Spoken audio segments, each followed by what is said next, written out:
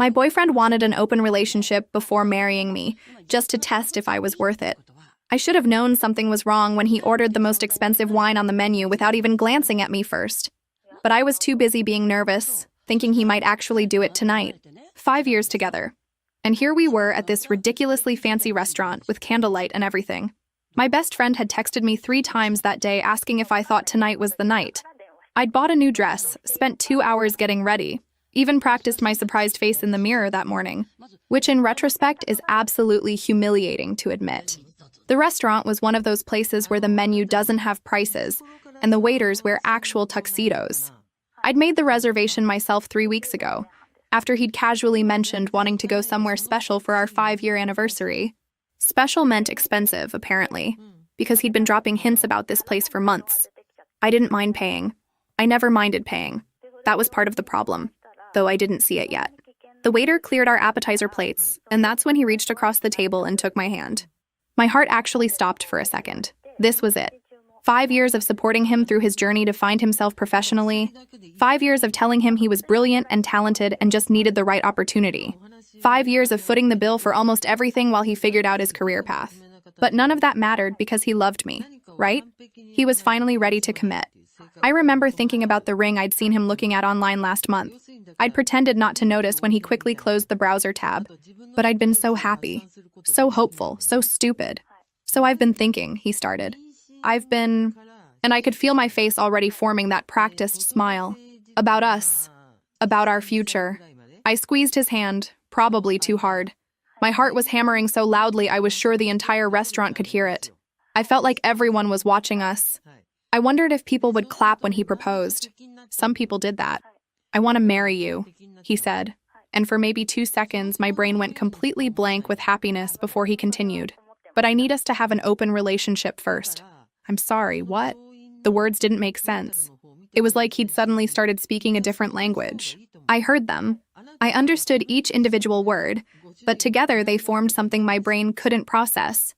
I just think, he went on, apparently not noticing that I'd stopped breathing, that my hand had gone limp in his, that my entire world had just tilted sideways, that before I can fully commit to spending my life with just one person, I need to explore, you know?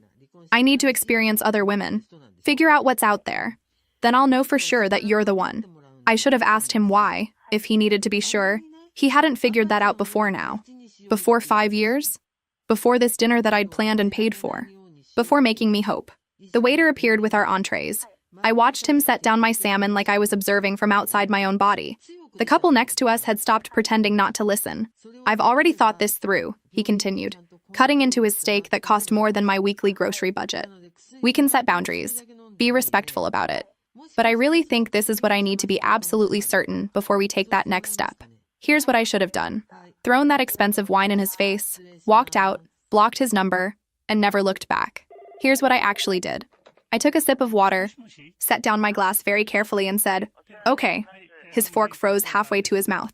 "Okay? Yes. Open relationship. That sounds totally reasonable." I watched him try to process this. He'd clearly expected tears, maybe a scene, definitely some begging. His entire face went through this fascinating journey of confusion, then relief, then something that might have been disappointment that I wasn't more upset. "You're sure?" he asked, almost suspicious now. "You're really okay with this?" "Absolutely," I lied, smiling so wide my face hurt. "If that's what you need, then that's what we'll do." What he didn't know, what he'd never bothered to notice in 5 entire years, was that I'd been keeping track of everything. Every dinner I'd paid for while he was between jobs. Every shopping trip where I'd casually handed over my card for his new wardrobe. Every vacation I'd funded while he was finding himself. I'd been doing it for so long that I'd actually started photographing receipts about 6 months earlier. Something my best friend had suggested when I confessed how much I'd been spending on him. She'd been warning me for months that something felt off about our dynamic, that I should keep records just in case. And here's the really messed up part. I'd spent 5 years building up his ego, telling him how attractive he was, how charming. I'd done it because he was so insecure when we first met, and I thought I was being a good partner by making him feel confident. Turns out I'd created a monster who genuinely believed his own hype. The rest of dinner was surreal. He actually seemed happy, talking about how mature and evolved our relationship was, how this proved we were different from other couples. how he was lucky to have someone as understanding as me. I nodded and smiled and took mental notes while finishing my salmon that I could barely taste. When we got home that night, I went straight to my laptop while he was in the shower. I created a new folder on my cloud drive labeled documentation and started uploading photos of every receipt I'd saved. Bank statements showing every charge to restaurants, clothing stores, that trip to the coast where I'd paid for everything. My hands were shaking, but I kept going. Some part of me knew I was going to need this later. The next morning, I woke up to find him already on his phone, downloading multiple dating apps. He actually showed me his profile, asking if I thought his photos were good enough. "You look great," I told him, which was technically true, but also irrelevant to what was about to happen to him. "I think I'll probably have matches within an hour," he said confidently, lying back on the bed that I'd paid for in the apartment that was in my name. "I mean, I've gotten pretty fit lately, right?" "Absolutely," I agreed, not mentioning that I'd been paying for his gym membership for 3 years. Within 2 days, his confidence had somehow multiplied. He'd bought an entire new wardrobe, all charged to credit cards that I'd later discover were maxed out. Designer shirts, expensive cologne, shoes that cost more than my car payment. He'd show me his phone screen constantly, pointing out matches and messages.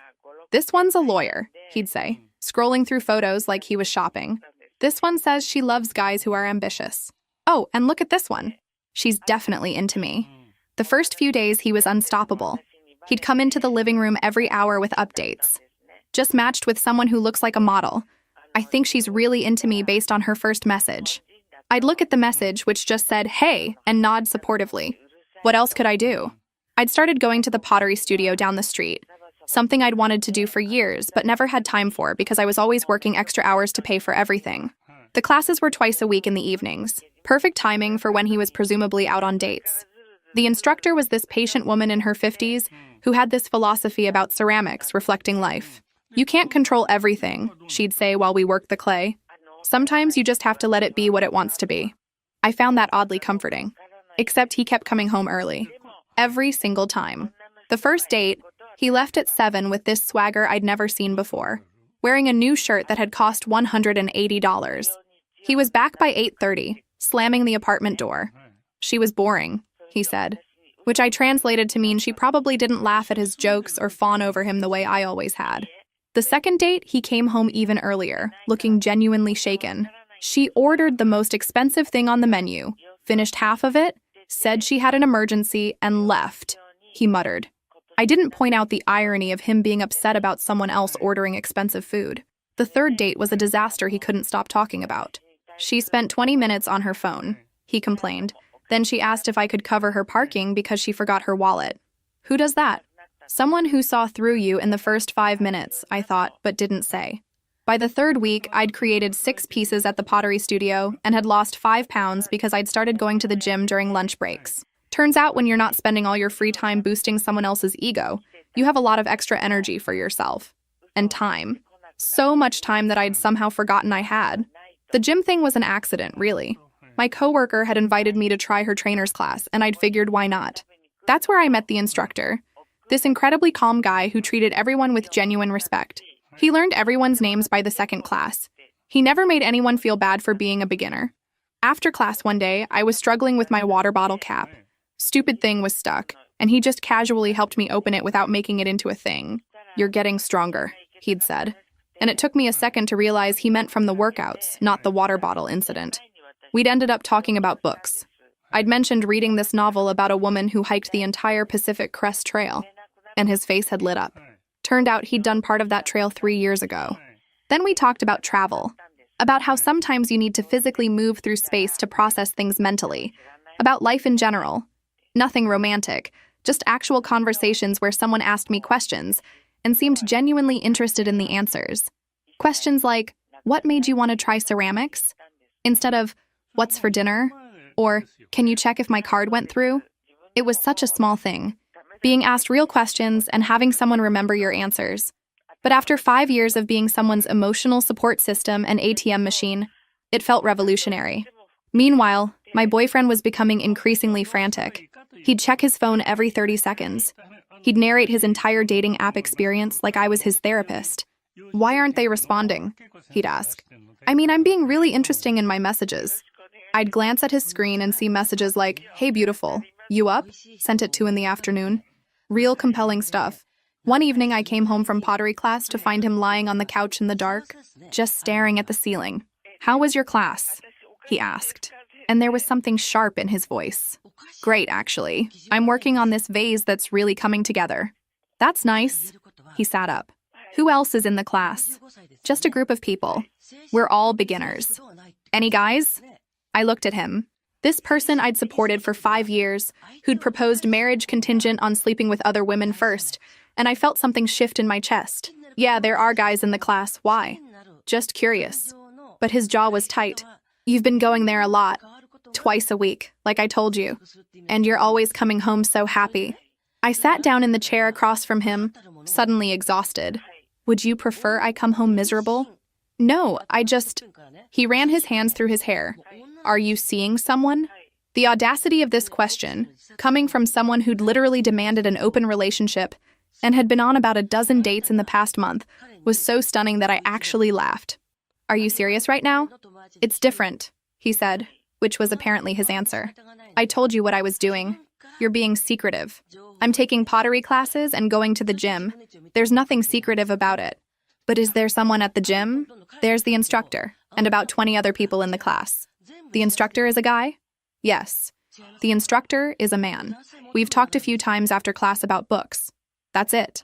His face did this thing where I could literally see him trying to figure out if he could be mad about this without being a complete hypocrite.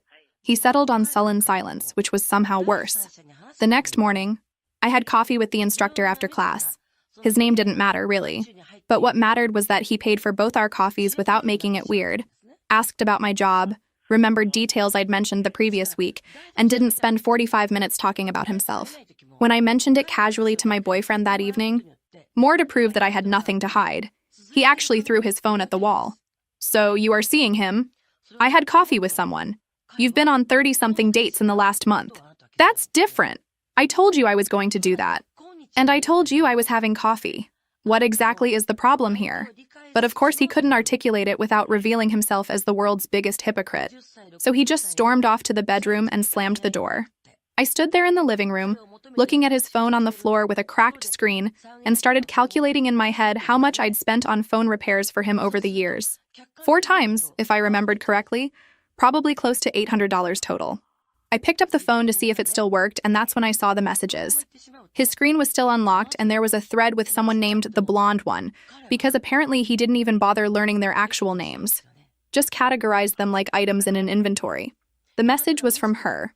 "Listen, I'm just going to be honest with you. You spent the entire date talking about your ex. Your card got declined at the restaurant. You showed up 20 minutes late, and then you tried to get me to drive you home because you took a rideshare here and didn't have money for the return trip. I'm not interested. Please don't contact me again." My first thought was, his card got declined? He'd told me that date went well. He'd said she was nice but not his type. He'd never mentioned any of this. I should have put the phone down. I really should have. But I kept scrolling. There were so many similar messages. Different women, same patterns. It was like reading the same story over and over with slightly different character names.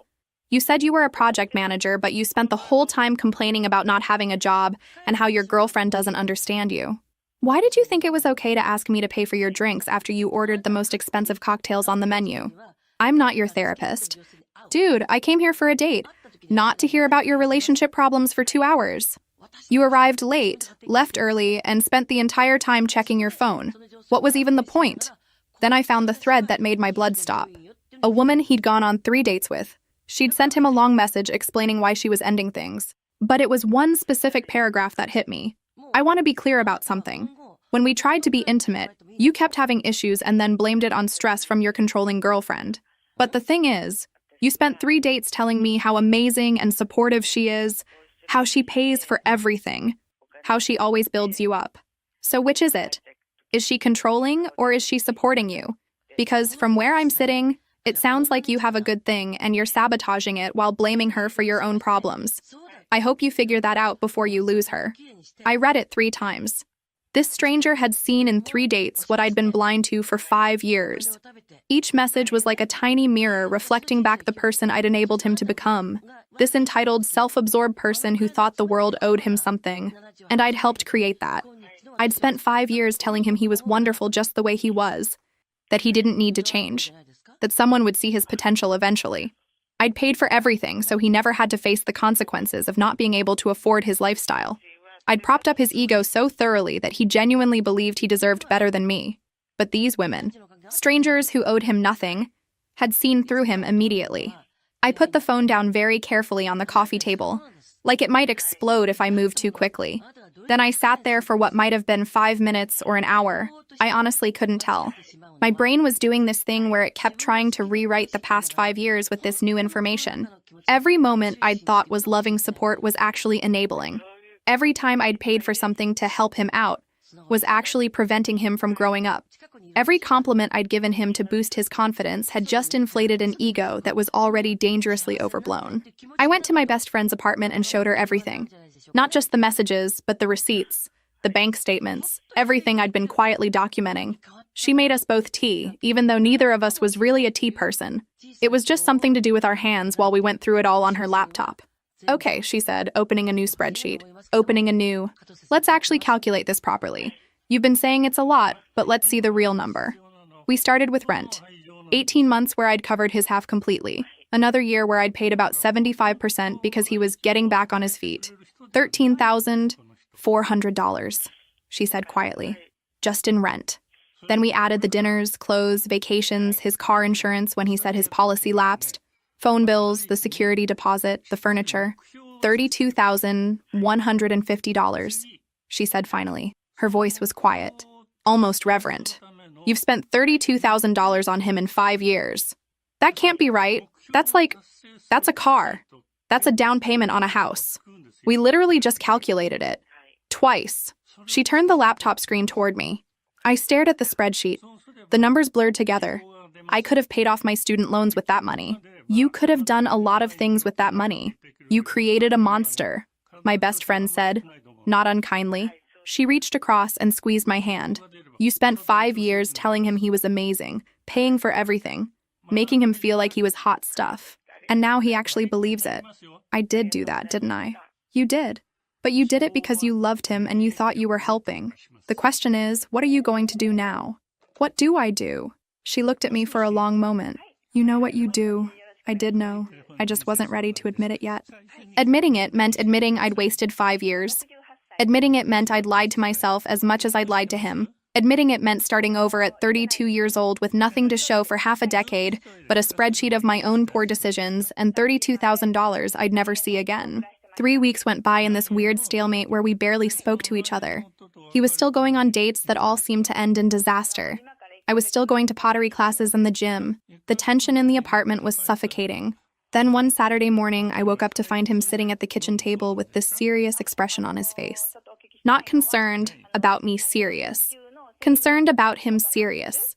The kind of face he made when he was about to ask me to cover another bill. We need to talk, he announced. Like he was the one who'd been wronged somehow. Like he was the victim in this entire situation. Okay. I poured myself coffee, taking my time. My hands were steady. That surprised me. I thought I'd be nervous, but I just felt tired. So incredibly tired. I've been thinking, and I've decided that I want to close the relationship again. I added cream to my coffee, stirred it, watched the white spiral into the black. You've decided? Yes. I think I've explored enough. I'm ready to commit to you exclusively now. He said it like he was granting me some incredible favor. Like I should be grateful he was choosing me after test driving other options and finding them all wanting. We can go back to how things were before. How generous of you. Don't be like that, he said. And there was an edge to his voice that I'd never heard before. Or maybe I'd heard it many times, but had trained myself not to notice. I'm trying to fix this. I'm trying to make things right. We can go back to how things were before. Everything can be normal again. But that was the problem, wasn't it? Normal meant me paying for everything. Normal meant me building up his ego while mine crumbled. Normal meant me being grateful for breadcrumbs while he looked for a better meal. Before you demanded an open relationship at our anniversary dinner, I asked, sitting down across from him, that before? You agreed to it. His voice rose. And I saw our neighbor's silhouette pass by the window. These walls were too thin for this conversation, but I was past caring. I did, I admitted, wrapping my hands around my coffee mug. The warmth helped somehow. That was my mistake. But here's what's going to happen instead. I'm going to tell you something that you need to hear. And you're going to sit there and listen. He looked almost scared for a second, his eyes widening, but then his face hardened. That defensive wall coming up. If this is about the gym guy, this isn't about anyone else. This is about you and me and 5 years of lies. I took a breath. This was it. The moment I burned down everything I'd built. I lied to you. For 5 years, I lied to you about almost everything that mattered. What are you talking about? I told you that you were amazing in bed. You're not. I faked it so many times I lost count because I thought it would hurt your feelings to tell you the truth. I told you that you were brilliant and talented and just needed the right opportunity. But actually, you're mediocre at your job, and that's why you can't keep one. I told you that women must be falling all over themselves for you. But they're not, are they? I inflated your ego so much that you actually started believing your own hype. His face had gone completely white. You're just saying this to hurt me. I'm saying this because it's true. I created this version of you that doesn't exist. I made you think you were this incredible catch so that you'd feel confident and happy. And what did you do with that confidence? You decided that I wasn't enough for you, that you needed to explore other options before committing to me. You said yes, he whispered. You agreed to the open relationship. Because I wanted to see what would happen. I wanted to see if you'd actually succeed at finding all these women you thought were waiting for you. And you know what? You didn't. Because the person you think you are doesn't actually exist. I made him up. He stood up so fast his chair fell over. You're a liar. You're manipulative. I have $32,000 in receipts that say I'm the one who's been manipulated. That stopped him. What? $32,000? That's what I've spent on you over 5 years. Rent, food, clothes, vacations, your car, everything. I have documentation of all of it. You kept track? What kind of person keeps track of? The kind of person who knew she might need proof one day. I stood up too, suddenly calm. Here's what's going to happen. I want you out of this apartment. You have 45 days to find a new place and move out. During that time, you're going to pay me back $5,000 in installments. That's a fraction of what you actually owe me, but I'm being generous because I also contributed to this mess. You can't just kick me out? This apartment is in my name. I pay the rent. Check the lease if you don't believe me. He did go check, actually. I heard him in the bedroom, rifling through the filing cabinet where I kept important documents. When he came back out, he looked shattered. Where am I supposed to go? That's not my problem anymore. You used me, he said, and there were actually tears in his eyes now. You made me think you loved me just so you could control me. No, I did love you. I loved you so much that I tried to build you up instead of letting you face reality. And look where that got us. He left that afternoon to stay with a friend. I changed the locks within 2 hours, not because I thought he'd do anything dangerous, but because I needed to feel safe in my own space. The next morning, I woke up to 17 text messages. Half were apologies, half were accusations. All of them were desperate. I didn't respond to any of them. My best friend came over that evening with wine and takeout. How are you holding up? Honestly, I feel like I can breathe for the first time in years. Good. Because you know it's going to get worse before it gets better, right? She was right. She was so incredibly right. The formal agreement arrived at his temporary address 3 days later. 45 days to vacate, $5,000 to be paid in installments of $500 per month for 10 months. Itemized list of shared property to be divided. My best friend's cousin was a lawyer and had drawn it up pro bono as a favor. His response came via email, a rambling 3-page document about emotional manipulation, financial abuse, and how I destroyed his self-esteem on purpose. The lawyer cousin read it and said, "This is actually helpful. He's admitting to living in your apartment and benefiting from your financial support. Keep this." Then he showed up at my office. Just walked right into the lobby during lunch hour and started shouting my name. I was at my desk on the 4th floor when my coworker leaned over and said, is someone screaming for you downstairs?" By the time I got to the lobby, security had already surrounded him. But he was still yelling, "I need to talk to her. She's ruining my life. Someone needs to make her listen to me." My boss was in the lobby too, along with approximately 30 of my co-workers who'd come down to see what the commotion was about. I'd never wanted to disappear more in my entire life. "Sir, you need to leave," the security guard was saying, hands out in that universal calm down gesture. "Not until she talks to me. She owes me that much." I stepped forward, keeping my distance but making myself visible. "I don't owe you anything. You need to leave." His face when he saw me, it was like watching someone drowning. Desperate, panicked, grasping for anything to hold on to. "Please, just 5 minutes, I just want to explain." I just want you to understand what you're doing to me. I understand perfectly. You need to go. You can't do this. You can't just throw away 5 years.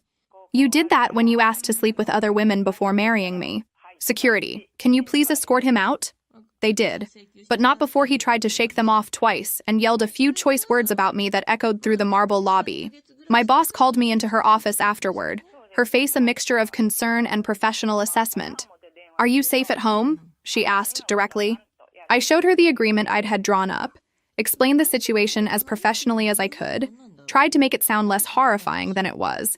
She listened without interrupting, and when I finished, she sat back in her chair. I'm issuing a formal company ban, she said. He's not permitted on these premises under any circumstances. If he shows up again, we'll involve the police immediately, and I'm flagging this with HR. You might want to consider a restraining order. I don't think it'll come to that. She looked at me with these knowing eyes like she'd seen this play out before. Famous last words. Please be careful. That night, I stayed at my best friend's apartment. At 2 a.m, her building's intercom started buzzing. Every single unit, one after another. The doorman called up to say someone was pressing all the buttons and refusing to leave. My friend went downstairs and recorded him on her phone, just standing there in the lobby looking wild-eyed and frantic. She's destroying my life, he was saying to the security guard. She's trying to ruin me. The guard looked at the camera. Sir, you need to leave or I'm calling the police. He left, but not before my friend got 3 minutes of video that her lawyer cousin said would be useful if we needed a restraining order. The credit card companies started calling. Apparently, he'd listed me as an emergency contact on several accounts, and he'd stopped paying everything. When they couldn't reach him, they called me. I informed each one that I was not responsible for his debts and had documentation proving we had separate finances. They were not happy about it. The mediator meeting was scheduled for 2 weeks later. Professional mediation, neutral location, the lawyer cousin present as my representative. I arrived 20 minutes early because I wanted to be settled and calm when he walked in. He showed up 30 minutes late wearing one of the designer shirts I'd bought him, looking flustered and unprepared. He didn't apologize for being late, just sat down heavily and immediately went on the offensive. This is extortion, he said. She's trying to blackmail me into paying money I don't have. The mediator, a woman in her 60s who looked like she'd seen everything twice, glanced at the documentation I'd provided. You've been living in her apartment for 5 years? Our apartment. It's only in her name. She pays the full rent. According to these bank records, you've contributed approximately 12% of household expenses over that time period. The mediator looked at him over her reading glasses. Is there anything in this documentation that's factually incorrect? He shifted in his seat. The percentages might be off. Were you aware of how much she was paying? I knew she paid for some stuff, but I didn't think she was keeping score. This is documentation of financial transactions. The mediator tapped the papers. You're currently unemployed. Where are you living? With my parents, I said quietly when he didn't answer. The mediator made a note. Ms. Iris is requesting $5,000 in reimbursement, to be paid over 20 months at $250 per month. Based on the documentation, she could pursue you for the full $32,000 in small claims court. This offer represents approximately 15% of what you actually owe. Do you understand that? He was quiet for a long moment. I can't afford $250 a month. Sir, I've been doing this for 18 years. What I'm seeing here is one person who financially supported another for 5 years, and that person now being upset about being asked to repay a small fraction of that support. You're taking her side. I'm looking at documentation. Bank statements don't take sides. She turned to me. Are you willing to accept installments with consequences for missed payments? Yes. If he misses 2 consecutive payments, the full remaining balance becomes due immediately. His hands were shaking when he signed. I watched him form each letter of his name and felt absolutely nothing. 5 months later, I stood in my apartment and barely recognized it. I'd repainted every wall, donated or sold everything that reminded me of him, bought new furniture with my own money, stuff that I actually liked instead of compromising on his taste. The pottery pieces from my classes were displayed on floating shelves I'd installed myself. The promotion had come through 2 months earlier, the one I'd been passed over for 3 times while I was with him. 60% salary increase, leadership role, my own team. My boss had told me she'd always thought I had potential, but that I'd seemed distracted the past few years. You've really come into your own lately, she'd said. The payments from him arrived exactly on time every month. $500, like clockwork.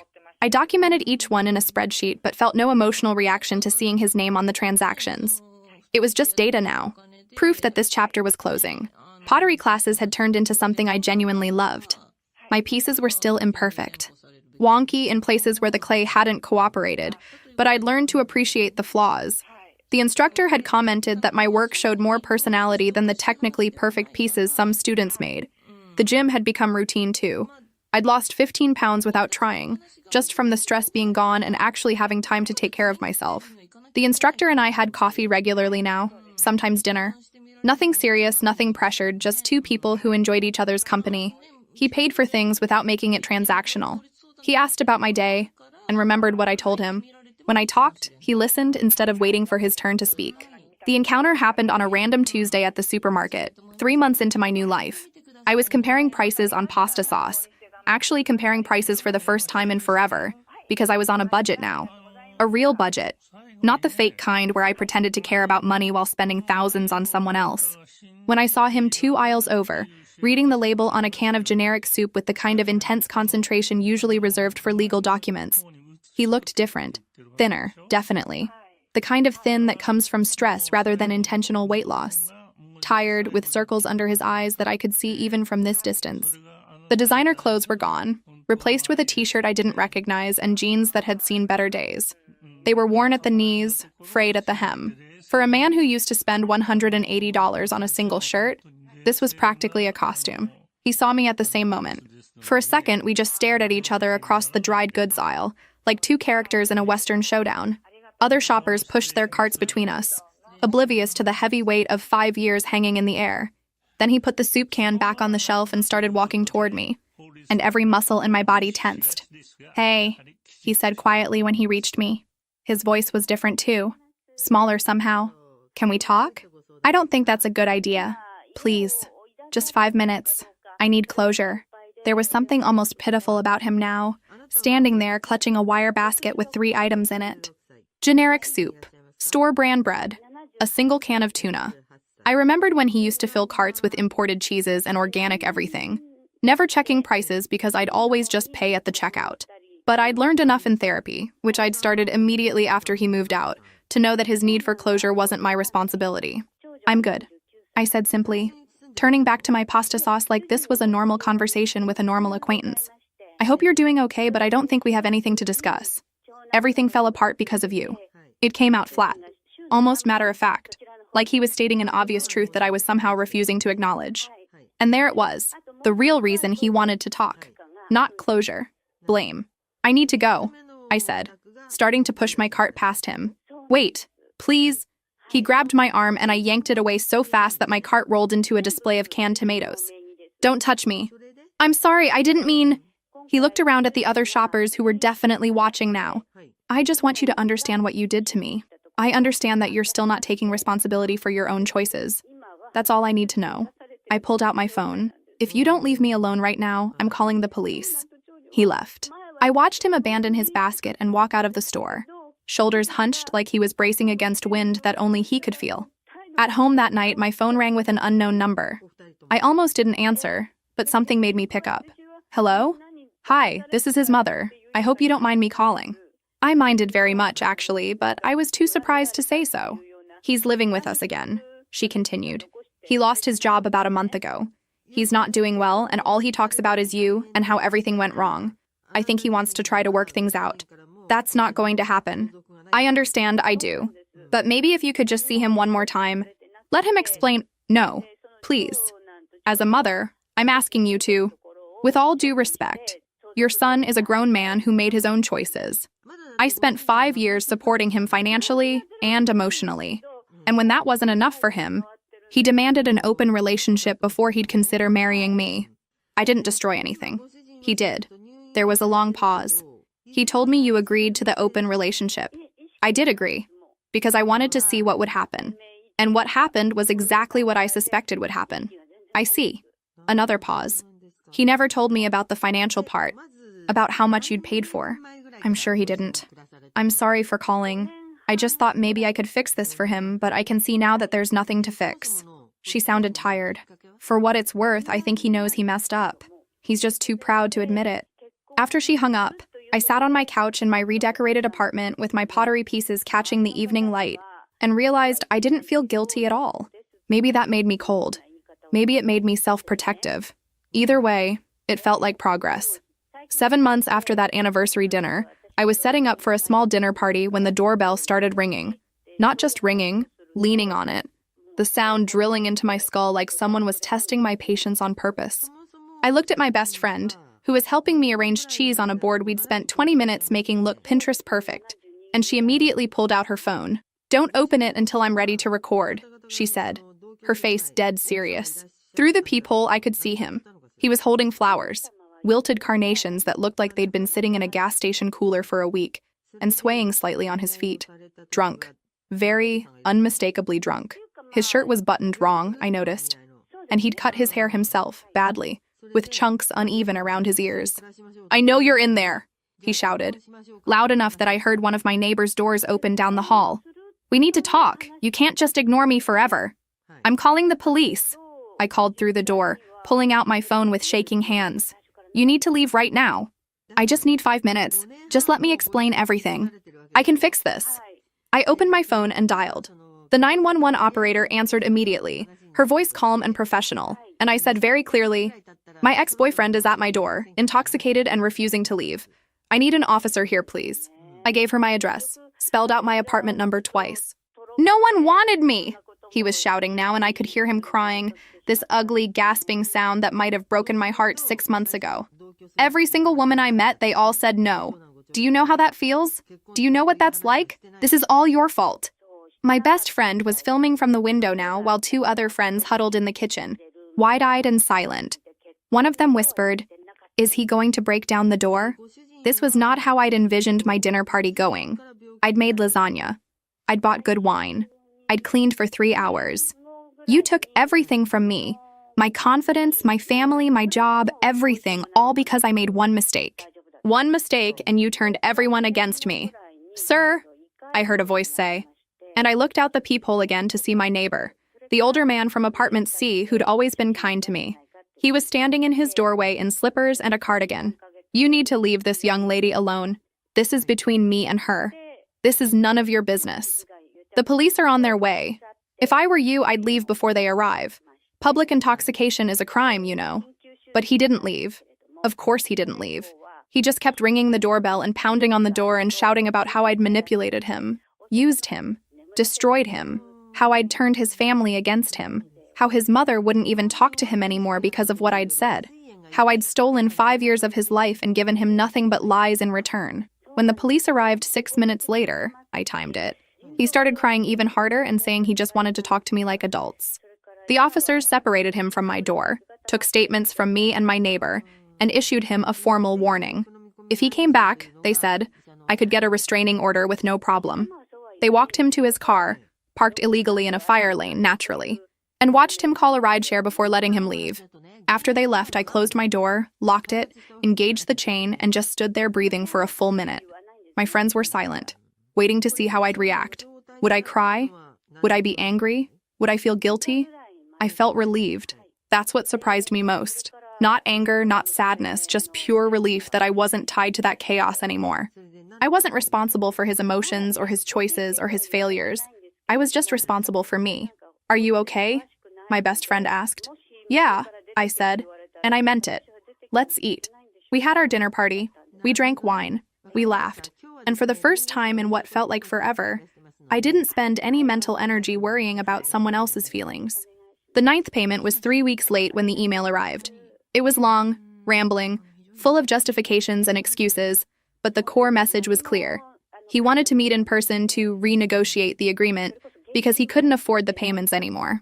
I showed the email to the lawyer cousin, who snorted and took a sip of her coffee. "He means he wants you to forgive the debt. Classic manipulation tactic, don't fall for it." I won't. But maybe meeting him one more time isn't the worst idea. Get it over with. Make it clear this is the end. Draw that line in permanent marker. Just do it somewhere public with witnesses. So I agreed to meet at a coffee shop downtown.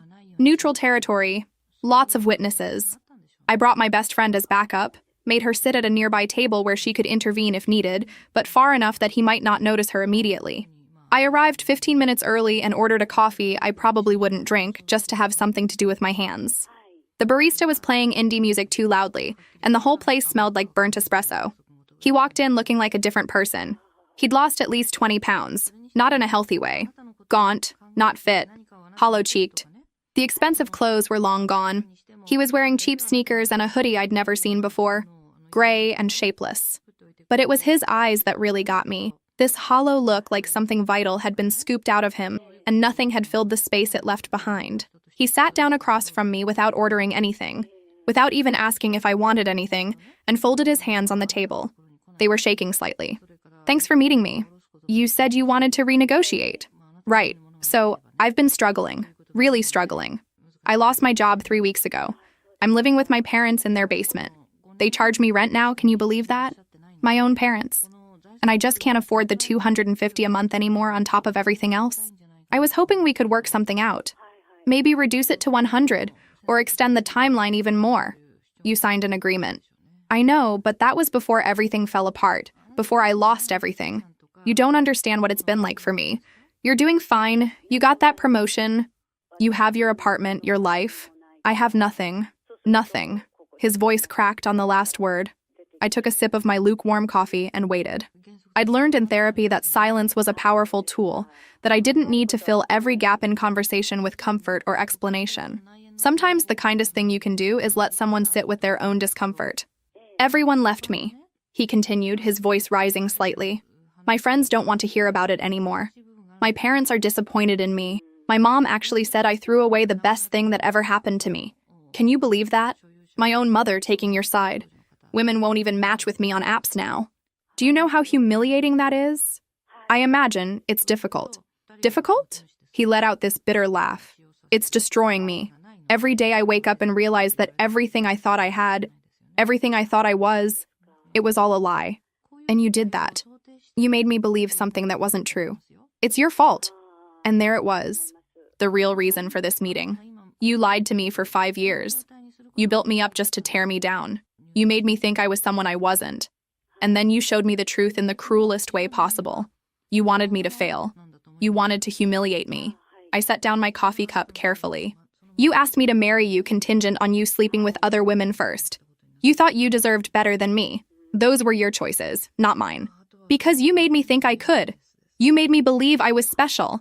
You told me I was smart and talented and good-looking, and then you ripped it all away." "I did. That's true. And that was wrong of me. I should have been honest from the beginning instead of protecting your ego." I leaned forward slightly. "But what happened after that? That's all on you. You could have taken my honesty as a wake-up call to work on yourself. Instead, you've spent months blaming me for your own failures. You manipulated me financially. I supported you financially. I paid for things because I thought I was being a good partner. Yes, I should have stopped doing that years ago. But you were perfectly happy to let me pay for everything as long as you benefited from it. You turned my family against me. I've had one conversation with your mother where she called me asking if I'd take you back. I told her no. That's it." He was spiraling now. I could see it. His arguments getting more desperate and less coherent. "You stole my potential. I could have been successful if you hadn't made me dependent on you. If you hadn't made me think I was better than I am. You had 5 years of me paying your rent and hyping you up. If you were going to be successful, that would have been the perfect time to prove it. I want you to forgive the debt. I want you to admit that you manipulated me. I want you to take responsibility for what you did to my life. No." "What?" "No to all of it. The debt stands. You have 48 hours to send the payment. Or I'll file in small claims court for the entire amount you owe me, not just the agreed-upon 5,000. You can't be serious. I have never been more serious in my life. I supported you financially and emotionally for 5 years. I built you up when you were down. And when that wasn't enough for you, you asked for permission to cheat on me before committing. I'm done taking responsibility for your choices." His face went through this extraordinary series of expressions. Shock, rage, disbelief, and finally something that might have been grief. "You're a terrible person," he said quietly. "Maybe. Or maybe I'm just done being manipulated by guilt. I hope you're happy with yourself. I actually am. That's what's really bothering you, isn't it? That I'm fine. That I moved on. That I'm not sitting around regretting what I did to poor you." He stood up so fast his chair tipped over. Several people in the coffee shop turned to look. You ruined everything, he shouted. You manipulated me. You lied to me. You stole years of my life. The barista started moving toward us, and I saw my best friend stand up at her table. But before anyone could intervene, I just sat there calmly and said, "You have 48 hours." He called me a word that I won't repeat. Then another, and another. The manager was already asking him to leave. A couple near the window was filming on their phone. He looked around at all these witnesses watching him have a complete meltdown and seemed to finally understand what was happening. He left. The manager came over to ask if I was okay. I assured him I was fine. My best friend joined me at the table and we sat there for a few minutes in silence. "That was intense," she finally said. "Yeah. You good?" I thought about it. Really thought about it. Was I good? This man I'd spent 5 years with had just called me horrible names in public and blamed me for every bad thing in his life. Shouldn't I feel guilty? Shouldn't I feel something? "I'm good," I said, and realized I meant it completely. The payment arrived 24 hours later. 1 year after that anniversary dinner, I stood in front of the company's board of directors and presented the project I'd been leading for 8 months. The digital transformation initiative that would streamline 3 departments, save approximately $200,000 annually, and position us for expansion into new markets. I'd worked on this presentation for weeks, rehearsing in my apartment until I could recite it in my sleep, tweaking slides until they were perfect. My hands weren't shaking. That's what I noticed first. A year ago, I would have been trembling, second-guessing every word, wondering if I was good enough. But now, standing in front of 15 executives in expensive suits, I felt solid, grounded, sure of myself in a way I'd never been before. When I finished, there was this beat of silence that felt like an eternity, and then the CEO started clapping. Then everyone else joined in. Real applause, not the polite golf clap kind. After the meeting, she pulled me aside in the hallway, her heels clicking on the marble floor, and said the words I'd been waiting years to hear. "We're creating a management position for you, Director of Digital Innovation. You've more than earned it." I called my best friend from my car in the parking garage and ugly cried for 10 minutes straight. Happy tears. Relieved tears. I made it tears. That weekend was the Pottery Studios Community Showcase. Small event, local artists and students, nothing fancy. But they'd accepted 3 of my pieces for display, and that felt huge. I'd been working on them for months, experimenting with different glazes and techniques, learning to embrace the imperfections that came with being a beginner. One piece had this crack running through it that happened during firing, and instead of throwing it away, I'd filled it with gold leaf, turning the flaw into a feature. My friends came to the opening, co-workers came, the gym instructor came, bringing nice champagne and introducing me to the studio owner as the artist. Not as his girlfriend or his date, just as someone whose work he respected. And then, surprisingly, his mother walked in. I almost didn't recognize her at first. She was wearing a nice dress, carrying flowers, looking nervous. She approached me carefully like I might run away. "I hope it's okay that I came," she said. "My sister saw the event listed online and told me about it. It's fine. Your work is beautiful." She was looking at one of my vases, a lopsided thing with imperfect glazing that I'd almost not submitted. "Really beautiful. Thank you. I wanted to apologize," she said quietly, "for calling you that time, for putting that pressure on you, and for not realizing sooner what was really happening with my son. You don't need to apologize." "I do, though.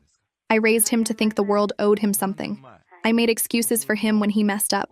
I blamed other people instead of making him face consequences." She touched the edge of my vase gently. "He needs to fix himself. I see that now. And he can't do that if people keep rescuing him." We stood there for a moment. 2 women who'd both spent too much time trying to save someone who didn't want to be saved. "How is he doing?" I asked, surprising myself. "He's in therapy, actually going to sessions and trying to work on himself. He got a job, not a great one, but he shows up every day. He's paying me rent. Small steps." She looked at me. "He asked me to tell you he's sorry if I saw you, but he didn't ask me to tell you anything else. No messages, no requests, just sorry. Tell him I hope he figures things out." "I will." She smiled, sadly but genuinely. "You deserved better than what he gave you. I'm glad you know that now." After she left, the instructor brought me a glass of the champagne he'd brought. "Everything okay?" "Yeah, actually, really okay." The exhibition continued. People looked at my work, asked questions, even bought one of my pieces. When I got home that night, I was riding this wave of accomplishment and peace that I'd never quite felt before. I started unpacking some boxes I'd been meaning to sort through for months, stuff that had been shoved in the back of the closet during all the chaos of the breakup, old tax documents, college textbooks I'd never look at again, random cables for electronics I no longer owned. In one box, buried under a stack of old magazines, I found a photo album I'd forgotten about. Leather-bound, expensive, something I'd bought 3 years ago thinking I'd fill it with memories of us. I'd only managed to add photos from the first 2 years before I apparently gave up on the project. There we were, from years ago, young and hopeful and so convinced we were going to make it work. There was one from our first apartment, both of us holding champagne glasses and grinning at the camera. Another from a beach trip where we'd buried each other in sand. One from a concert where we were both sweaty and exhausted and happy. I looked at the girl in those photos. The one who thought love meant sacrificing everything. Who thought supporting someone meant lying to them about reality. Who thought making herself smaller would somehow make him bigger. She was smiling in every photo, but I could see it now. The way her smile never quite reached her eyes. The way she was always leaning toward him while he looked at the camera. The way she held herself like she was trying not to take up too much space. For a long time, I'd felt guilty about that girl. Guilty that I'd wasted her time, that I'd let her stay in a bad situation for so long, that I'd convinced her to dim her own light so someone else could feel like they were shining. I'd spent hours in therapy talking about her, crying for her, wishing I could go back and shake her and tell her to run. But looking at those photos now, all I felt was compassion. She'd done the best she could with what she knew at the time. She'd loved someone imperfectly, because nobody had ever taught her what healthy love looked like. She'd made mistakes, yes, but she'd also eventually found the courage to stop making them. And when she finally learned better, she'd done better. I closed the album and put it back in the box, not to hide it or forget about it, but just because I didn't need to look at it anymore. The story it told wasn't my story anymore. I was writing something new now, something where I was the main character instead of the supporting role in someone else's narrative. My phone buzzed on the counter.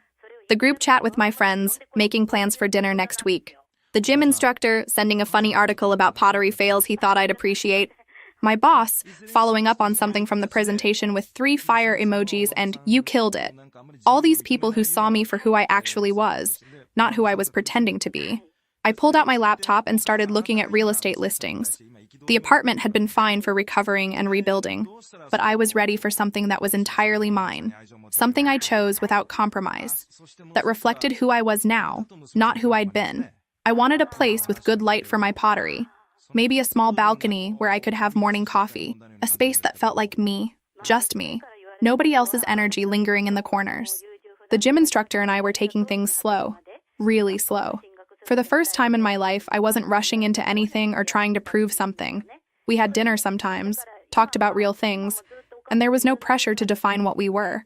It felt healthy, natural, like building something on an actual foundation instead of quicksand. A year ago, I'd sat across from someone who told me I wasn't enough for him, unless he could sample other options first. I'd said yes because I wanted to see what would happen, because some part of me already knew what would happen. And what happened was that I learned exactly how much I was worth.